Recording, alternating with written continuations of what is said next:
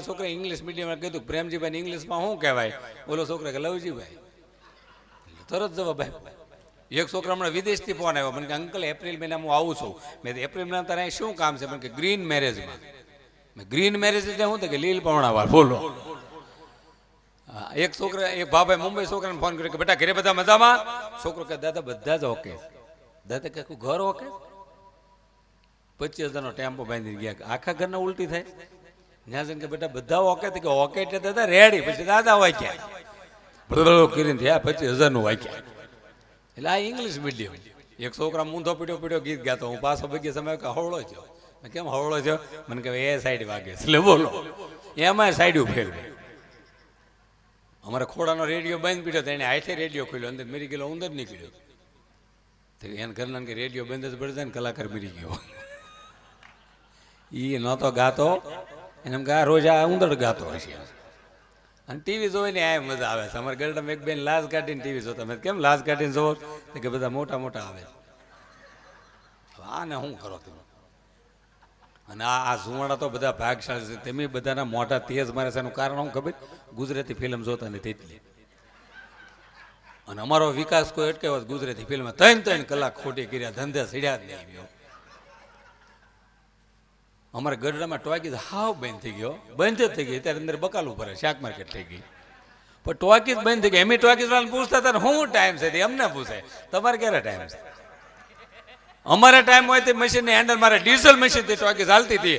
આમ શોલે ફિલ્મ ગમે એવું સામે એના પાસે ડીઝલ ખૂટે તો ગબર જેવો ગબર ઢીલો.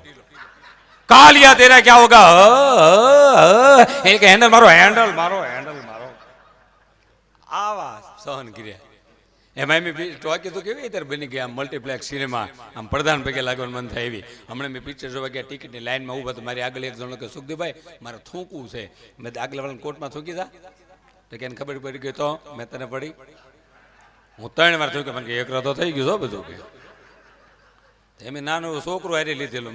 મેં કીધું 200 રૂપિયા આના લાગશે, આને શું કામ લીધું? તો કે થેલીમ નાખી દીધી. તો મેં ઘરે થેલીમ નાખી દે. એમ ટોકીઝમાં જતા ટોકીઝ વાળા બેટરી કરી થેલી હું છે એમ ખોટું બોલ્યા. મેં તેમાં ટિફિન થાય ટિફિન ઓલો કે વાંધો નહોતો દાળ ઢોળા એટલે કહું. અમને ખબર નહીં છોકરો ઓક્સિજન ઉપર વીએ ગયો. એમાં 1.5 કલાક ઇન્ટર પીડ્યો ને તમારા ઘરના કે 200 રૂપિયા દીધા તો હંકડાય બહુ. મેં તારે એકને કેમ હંકડાશે? પણ એકમાં ખુરશી ખોલેલી જ નહીં. જો પહેલા ઉપેન્દ્રભાઈ ત્રિવેદી અને અરવિંદભાઈ ત્રિવેદી જે અભિનય આપ્યો એ ઐતિહાસિક પિક્ચર બહુ સારા બન્યા. વરો ટોકીઝ માલતા હતા. પછી હમણાં યુવાનો જે પિક્ચર બનાવ્યા એ સરસ હાલ્યા. વચ્ચે જે બગડાટો બોલ્યો ને એકનો એક સ્ટોરી, ખાલી પ્રાણી ફરે અંદર. આમ એક જણો દોડતો હવે ગુજરાતી શું છું? કે ગજબ થઈ ગયો, ગજબ. કે શું થઈશું? કે ગામનો ખૂંટિયો ગાંડો છો. કે પકડે કોઈ મરજ નથી છે નરેશભાઈ. હાવ નવરાય. ખૂંટિયા પકડવા સિવાય કોઈ ધંધો કર્યો નહીં. 1.5 કલાક ખૂંટિયારે બાંધી દે રાજા રાજી થાય. ઓહ આપણા ગામમાં આવો મરદ છે, બોલાવો. ફૂંકા વાળ ઉડાડતો હામો ઉભો રહે. કે વાહ રાજા એમ કે મને એમ હતું કે આપણા ગામમાં કોઈ મરદ નથી. પણ નીકળ્યું માઇક શું જોઈશ? હામાં ડાયલોગ ફાંકે. પછી ફરી ન જતા હો. તો કે ન ફરું. કે સોનનો હાથ આપી દો. અને રાજાનો મગજ સોનનો હાથ પ્લાસ્ટિકનો હાથ આપી દેવી. ખૂંટીઓ છૂટો મૂકી દો એટલે કોઈ રહેત નહીં. આવા ફિલ્મ સહન કર્યા હો. અને હવે રિવાજ હારા આવી ગયા છો. સુરતમાં મુંબઈમાં લગ્નના રિસેપ્શન તો હારા હોય જ. પણ બેહણા તમે જુઓ, બેહણા વ્હાઇટ એન્ડ વ્હાઇટ કપડામાં આવે, ફોર ગાડી મૂતને એક દી બેહણું ખતમ. આ આપણે 9 દી સુધી બેહે. એક મર્યો ને બીજો મરે પછી ઓલા છૂટો કરે. ત્યાં સુધી બે જ કરે. અને શહેરમાં તો બેહણા જોઈએ તો આપણે આ શું જેના બાપુજી ઓફ થઈ ગયા એને પૂછાય જ નહીં. અહીં ગામડામાં એવું આપણે કે સીતારામ કે સીતારામ હું હતું બાપુજીને કાંઈ નહીં. 4 વાગે જાગ્યા, બાર ઓટલે બેઠા, ઢોકળું ખાધું, ઢોકળા પોકે કે બીજું ટ્રેક્ટર આવે. સીતારામ શું હતું બાપુજી? કાંઈ નહીં. 4 વાગે જાગ્યા, બાર ઓટલે બેઠા, ઢોકળું ખાધું કે ત્રીજો ટેમ્પો આવે. સીતારામ 1:30 વાગ્યો આપણે ગયા ને તો ખબર જ ન પડે ઢોકળા કેટાના બાપનું હું થયું. પછી બપોરના 12 ને 1:30 વાગે એટલે આનો મગજ મૂકતો પ્રશ્ન એકનો એક, જવાબ એકનો, એટલે આ બિચારો થાકી જાય. 1:30 વાગે 5માં આવે સીતારામ હું હતું બાપુજીને? કાંઈ નહોતું. 4 વાગે જાગી ગયા, બાર ઓટલે બેઠા, ઢોકળું ખાધું. 6 આવે સીતારામ. મારા બાપા ઢોકળા ખાતા કહેતા કે તમારા બાપાને શું થાય છે? અને હજી આદમી પાસે ખર કરો તો વાંધો નહીં. જો ડોશીમાં પાસે ગયા તો તે દાદાના વખાણ કરે છે કે હું આપણને ખબર જ ન પડે. આપણે કે માં શું હતું મારા દાદાને કહે હારલાનો શેડો અહીં લઈ જાય. તાર દાદા આખી જિંદગી મેં બાજા પણ કોઈ દી મોટી ગાળ બોલ્યા નથી લે બોલો. આખી જિંદગી જુગાર રેમાં પણ નીતિથી કોઈ દી પાનું સોર્યું નથી લે. આખી જિંદગી દારૂ પીધો પણ લિમિટમાં લે, દારૂ લિમિટમાં. તાર દાદા રોજ દારૂ પીને ગટરમાં પડે પણ કોઈ દી એકને એક ગટરમાં પીડ્યા ને એટલે સારું. લોનાવાલા 31 પ્રોગ્રામ ઝાઝા અમારા મુંબઈ હોય, કારણ કે રેખાબેનના મુંબઈના કચ્છમાં ઝાઝા પ્રોગ્રામ, મારા સુરત ને મુંબઈ અડધું હોય. એટલે લોનાવાલામાં એવો 31 પ્રોગ્રામ જે થાય ને એમાં ત્યાં મહારાષ્ટ્રમાં છૂટ છે. તો 3 જણા હોટલમાં ઉતર્યા હતા, 3 ભરના દીકરે આખી બોટલ ખૂટવાડી દીધી, 3 જ પેક વીધ્યા તો એ બાતતા હતા. બોલો કે હું પીવું, બોલે કે હું પીવું. કોઈ સમાધાન કરાવ્યું કે ભાઈ 3 જ પેક છે ને હવે જાગી અને તઈને એક પી જાય તો કે નહીં ભાગ પાડો હરખા. તો બોટલ ઉપર ભરના દીકરે લાઈનો દોરી, એટલો તારો એટલો તારો એટલો તારો, 3 લાઈન દોરી બોટલ ઉપર. હવે હાવ છેલ્લી લાઈન હતો ને રાતે પીને ભૂઈ ગયું બધાનું. તો ઓલે હવે જાગીને બાદ કે અમારો શું કામ પીધો હતો, ઓલે કે મેં મારો પીધો, તમારો આડો આવતો હતો એમ કરીને બધાનો ઉપાડી લીધો બોલો. એટલે ગામની અંદર હડકાયા કૂતર્યા કવડે, કારણ કે આયલ શિક્ષણ. હા હા, એટલે હવે બીજી વાર નથી બોલાવાના. આ કાંઈ ઓછું આંક્યું ભલે હમણાં કાઢી નાખ્યો છે. આ મારા એકના પેમેન્ટમાં હું આ બધાને લાવ્યો છું, કારણ કે આંગળો લા હું આ બોરિંગ છે આંકવો હવે બોલો. બધો ખર્ચો એને ઉપાડ્યો, એટલું બળ કરે.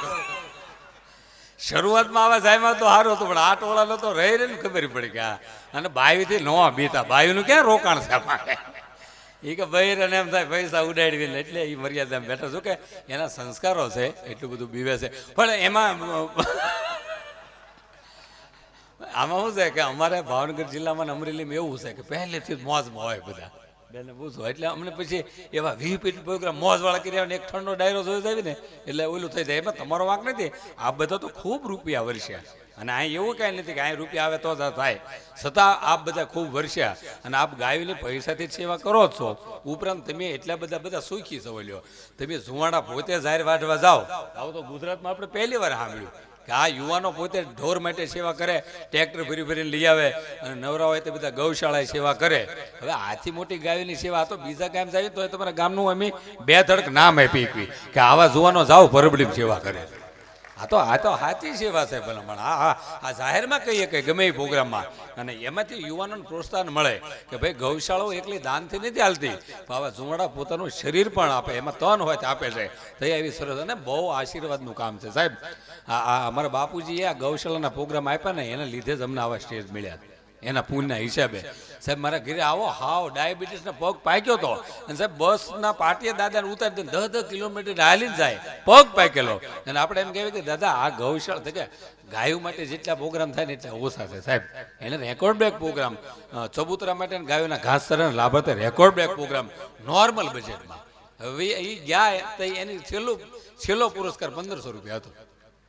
એટલે 1500 2000 તો મંદિરવાળા લઈ જાય છે. પણ એ વખતે એ લોકો દિલમાં બધાના રહી ગયાનું કારણ શું હતું કે એ લોકોને સ્ટાન્ડર્ડ પાસે હતા, એટલી રૂપિયાનું મહત્વ નથી આપ્યું. નારાયણ સ્વામીને એ વખતે સાહેબ લાખ રૂપિયા કરોડ જેવા ગણાય તો એ હિન્દી ફિલ્મોમાંથી ઓફરો આવતી હતી કે અમુક ભજનો અમને હિન્દી ફિલ્મ આપો, પણ હું સાધુ તરીકે મારું ભજન હિન્દી ફિલ્મમાં ન આપ્યું સાહેબ. એ સ્ટાન્ડર્ડ હતી. હિન્દી ફિલ્મમાં દિલીપ કુમાર એવા છે કે 1 કરોડની ઓફર એને એ વખતે કરી લે તો એ જાહેરાતમાં તમને દિલીપ કુમાર ક્યાંય જોવા નહીં મળે.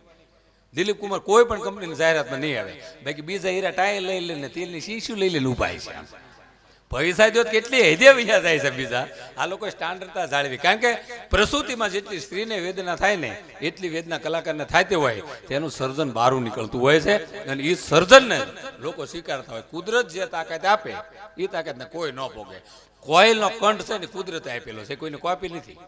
ગમે એવું લતા મંગેશકર સારું ગાતા હોય તો તમે એને એમ કહી શકો કે લતા મંગેશકરનો અવાજ કોયલ જેવો છે, પણ ગીરના જંગલમાં જો કોયલ બોલતી એમ કહેવાય અસલ લતા જેવું ગાય. ગમે એવો મરદ માણસ, સિંહની તાકાત છે એની પોતાની છે, કઈ એ કોપી કરે છે એ ડુપ્લિકેટ. સિંહની તાકાત પોતાની. આપણા ગામમાં ગમે એવો મરદ માણસ રહેતો હોય આપણે એમ કહીએ કે ફલાણો ભાઈ સિંહ જેવો છે, પણ ગીરના જંગલમાં જો સિંહ મોણા તેમ કહેવાય અસલ ભૂપત જેવો છે. એ તાકાત એની છે, વિચાર કરો તમે. એટલે આ બધું આપ યુવાનો બધી એટલી બધી સેવા કરી રહ્યા છો. હું જોક્સ એ કહેવા જઈ રહ્યો હતો, ગામની અંદર હડકાયા કૂતરા થાય. શહેરમાં ન થવાનું કારણ હું કે આલસીસી કૂતરા હોય, લક્ષથી નાતા ને પારલે ખાતા હોય. એટલે એને હડકવાનું આપણે ગામના આપણા શું કાંઈ કે રોટલા ખાઈ ગયા. હવે બાજરાના રોટલા મેં ભૂરિયાને દીધા, ઉપર માખણ દીધું, માખણ ખાઈ ગયા, રોટલાને ઘા કર્યા.